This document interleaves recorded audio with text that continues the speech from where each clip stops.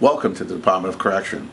I'd like to take a moment to share several videos which will help you better understand our operations, programs, and services. We hope that after viewing these videos, you will have a better understanding of our vision, mission, and strategic goals. I would like to thank you for your continued support, and for more information, please visit our website.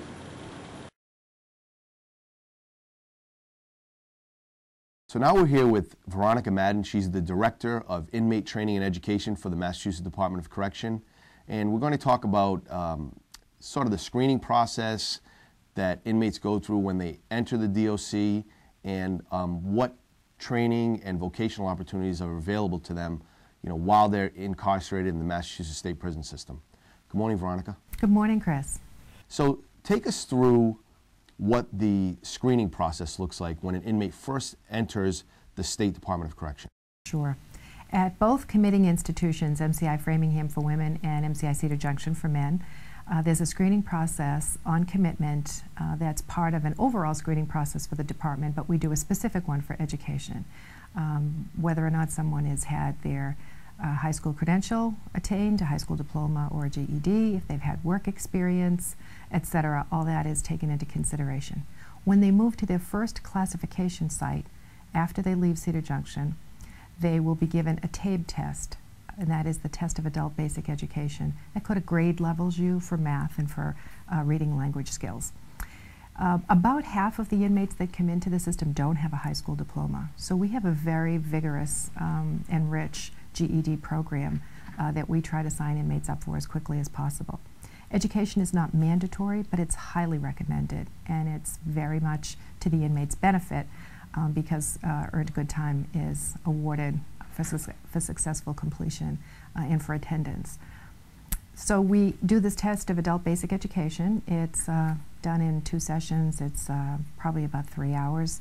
And then the inmate sits with a school counselor. At each one of our major sites, we have a school principal and a school counselor, as well as a full teaching staff. The school counselor will determine what's the appropriate level for the inmate to be at. If an inmate is below a 5th grade reading level or math level, they may start out in something we call adult basic education. Go back and review those skills to move someone on to then pre-GED. Pre-GED is roughly middle school, if you think of it as an acumen.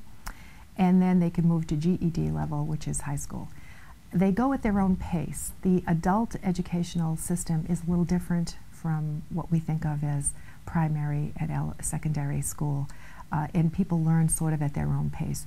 There's a lot of one-on-one, there's a lot of individual work, and people move forward at their own pace. We take GED very seriously. About 430 inmates attain their GED credential each year within the department. On any given day, we have from 2,100 to 2,300 inmates involved in some level of education or vocational training. So it's a very substantial program that we have. When an inmate achieves the GED and goes through this process, we then look to have them attain some vocational skills. We're really looking towards career development. So post-secondary education and career vocational development is extremely important. We right now have focused for the last several years on GED attainment, and we're moving through. We really have a very robust program. It's a very good program. Where we're putting more of our resources right now is to vocational training. We know that in the environment and the economy that we're looking at right now, a GED by itself is not sufficient for an inmate to return to the community, be able to support themselves and their families, which of course is our goal. We know that if someone can attain the education level they need, vocational training skills that they need, they're less likely to return to prison, which is the goal. We have programs at maximum, medium, and minimum security for vocation and education, though we may not have every program at particularly the minimum security facilities. Right. We really like to emphasize that inmates get as much as they can done at medium security. That's where our schools are the most robust. Following a GED, inmates go on a wait list pursuant to their case plan for vocational programming.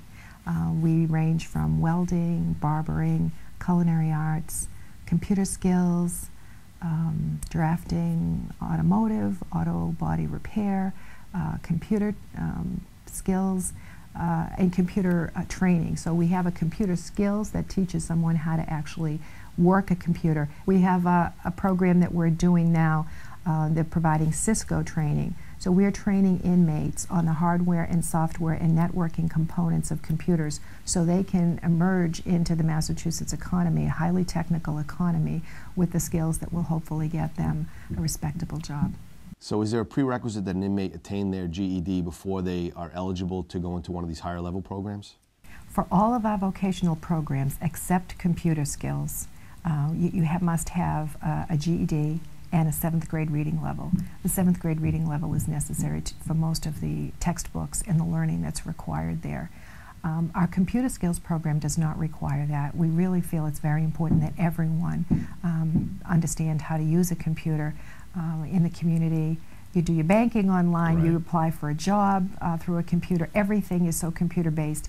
And also the GED test will be going computer based next year, so we want inmates to have the computer skills necessary for that. That's the one exception. That makes sense.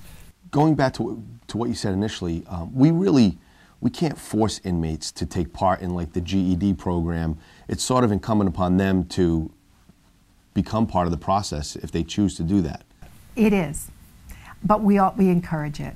And the case plan that's developed for inmates at reception, which is monitored vigorously by their correction program officer, really does provide the foundation for us to urge and encourage that. And I think that's where the department is right now. We're trying to cajole people, to win people over to come into education. We know that you can't truly educate someone unless they're part of the process. But if they choose to become part of the process, they also can earn good time by being in there, which is essentially time off their sentence. It is, absolutely. And they can earn up to 10 days per month overall for earned good time, and they can earn 5 days per month or 2.5 days per month, depending upon what program they're in. And for some achievements, for significant achievement like a GED or attaining a barber's license or a welding certificate, there's a 10-day additional award at the completion. So it really is a win-win for the inmates to take advantage of this while they're inside. We also pay for GED testing, so the inmate does not have to pay to take the GED test, which they would on the outside. Okay. And that's going to be about $120 as of next year. So let's say my friend or family starts off at, let's say, Susan Baranowski, and they start in the GED program, and they get moved to Norfolk. Is there a continuum that they would follow? Yes. And that they continue their education, they don't really start fresh, it's not going to affect them? Precisely. When someone moves from facility to facility, their school record, their education record is moved with them. Okay. And through the computer process, they get pre-enrolled in the next facility's educational program. Occasionally, there may be a short wait list. We have a much shorter wait list for educational programs than we do for vocational programs. So they would pick up, if they were in pre-GED at Susan Baranowski, they would move into a pre-GED class as well. The new teacher would assess when they're ready to move on. Okay. The teachers do a competency checklist. They decide what skills they've attained, and then they move on to the next level. So let's say the inmate now successfully passes the GED program, or they come to prison with a high school diploma or a college diploma. They can move on to one of these vocational programs. Do they get a choice in that? How does that work? They do. The case plan that I mentioned earlier, there's a risk needs assessment that's done that develops the case plan. For inmates that are at moderate or high risk to recidivate, or moderate to high risk for violence, we focus our programming on them. We don't have, this is a department-wide philosophical approach to evidence-based learning. We know that education, in particular in vocation, multiple studies have told us reduces recidivism. Okay. We know that we're trying to target our resources to those that are most likely to reoffend when they return to the community. So if you are moderate to high risk, you will be put on vocational programs according to, you can select, and then you get on the list, and when you are coming up to your earliest release date is how you're chosen to participate in the program. You need, for most programs, at least 18 months to be able to complete the program. So we look for those within 18 months of release, or longer than 18 months of release, and they go on a wait list for this. For those that are at low risk, and that says that they are not likely to reoffend when they return to the community, we have very limited vocational programs for them, though we are working on finding alternate courses for them. But could someone like that's designated as low risk enter a barbering program? Would something like that be available to them? Only if there is no other inmates who are moderate to high risk that need the program. I'm sad to say that we don't have program availability for everybody who wants it, and there is a waiting list. We're right now working on more opportunities for vocational programming. We've applied for several grants to bring in a Braille transcription program and to increase our Cisco training program, and hopefully we'll be able to do that. If there's a facility that has a waiting list that is short and a person with low risk is on the waiting list, the principal there may make the decision to place them in. So now, let's say an inmate gets involved in the barbering program or a culinary arts program. Is there any licensing that they can earn while they're incarcerated? Yes. For those with national licenses, we provide the training and the skill base and the classroom hours necessary and provide the opportunity for them to take their testing. We have a great relationship with the Board of Barbers in Massachusetts, and we routinely test to get barber's license. There's 1,000 hours of classroom work involved in that, as well as the book learning part of it. And barber's license, to walk out with a barber's license, is a fantastic opportunity for someone. Similarly with welding, our building trades program also goes with a national certification. Our automotive programs, they just went online for their testing process, and we don't have that capability within the DOC yet, but we can provide the training right up until that, and a person can take their ASE exam when they return to the community. Culinary arts involves the completion of a couple of books. It's dining room management as well as cooking skills, but they also get a ServSafe, and ServSafe is the certification that the Board of Health requires for virtually every restaurant. They will leave with ServSafe certification and about a 6-month-long course of cooking skills and dining room management. This has been very successful. Our inmates leaving with ServSafe and culinary skills have been very successful in attaining work in the community. It appears that a criminal record does not bar them from working in the food services industry. So, ostensibly, somebody that's an inmate that comes into the system that chooses to take part in the education process and is eligible for some of these programs and is found suitable for some of these programs could come in with really no high school diploma, leave with a GED or maybe something more than that, and potentially become a licensed practitioner of something, whether it's being a barber or automotive technician, or at least have the tools to pass that examination when they leave prison. Absolutely. And we're working on providing more of that hands-on skill, vocational training, in addition to the GED. We also have college programs. So if you're not interested in a vocational track, Boston University offers a free college program at both MCI Norfolk and MCI Framingham. And we're engaging with the community colleges that are providing more credit-based courses within the facilities. We know that for some folks, they will go the college track, community college and on, and for others, the vocational track is more appropriate. And we're trying to provide both of those opportunities and work with our partners to make those opportunities available for inmates.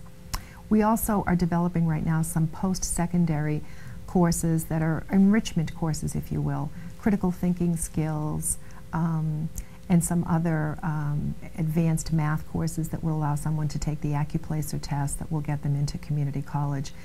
Those courses would not be restrictive to inmates that are at moderate to high risk. So we're working on providing opportunities for those with low risk as well, but that will lead them to community-based education when they release or to the job market. So there is something for the low-risk designated inmate in the system? There is, and we're working to really increase that. Some of it will be staff delivered, and some of it will be volunteer facilitated. But we develop the curriculum and approve the curriculum for some really very talented volunteers that come into our system and have a lot to offer. So to be clear, if somebody's deemed low risk, can they enter the education process? Is that available to them? It is, absolutely. Academic education, there's no bar, there's no requirement that you be moderate, high risk. Anyone may engage in and enroll in, participate in academic education. Because our vocational programs are so limited in numbers, that's what we reserve those slots for those with moderate to high risk in order to have maximum reduction in recidivism. But anyone can participate in education, and many low-risk inmates attain their GED. Well, thank you, Ronnie. My pleasure.